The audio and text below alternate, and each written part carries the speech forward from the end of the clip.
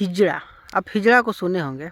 और आपको एक बात बता देना चाहता हूँ कि हिजड़ा वो नहीं है जो आकर के दोनों हाथ को टकरा करके जिस स्टाइल में जो बजाता है ना, हिजड़ा वो नहीं है, परंतु हिजड़ा वो है जो हिंदू हो करके भी हिंदुत्व का विरोध करता है।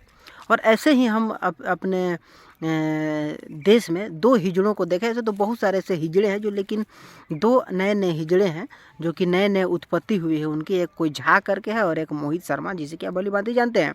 लेकिन इन दोनों के द्वारा एक बार ऐसा बोला गया कि भारत को आज़ाद कराने के लिए जितना योगदान हिंदुओं ने दिया उतना ही योगदान मुसलमानों ने भी दिया।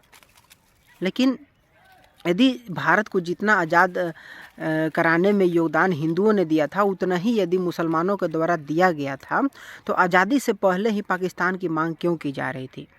तो भले ही लोगों के द्वारा ये बोला जाता है कि भारत को आज़ाद कराने में मुसलमानों का भी हाथ रहा है, लेकिन ये सरासर गलत है।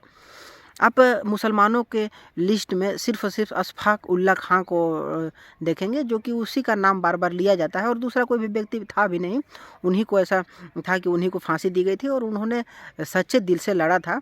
लेकिन आपने देखा कि मोहम्मद अली जिन्ना किस तरह से भारत की आज़ादी के बाद लाखों लाशों का जो कातिल था वो कातिल बना। मोहम्मद अली जिन्ना जो कि प्रधानमंत्री बनने के लिए उसने लाखों व्यक्तियों को मरवा दिया था। अब बात की जाए यदि भारत को आज़ाद कराने में क्या वाकई में मुसलमानों का हाथ था, तो उस समय मुसलमान लड़ाई कर रहे थे। लेकिन देश जब गुलाम था, जब आज़ाद होते होते जब 1945-47 की जब बात थी, तो उस समय मुसलमान आज़ादी की लड़ाई लड़ रहे थे। लेकिन वो आज़ादी की लड़ाई नहीं लड़ रहे थे, भारत की आज़ादी की लड़ाई नहीं लड़ नहीं रहे थे।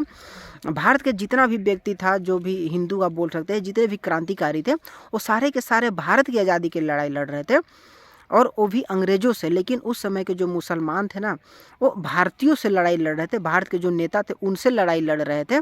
तो किस लिए? पाकिस्तान के अलग मांग के लिए।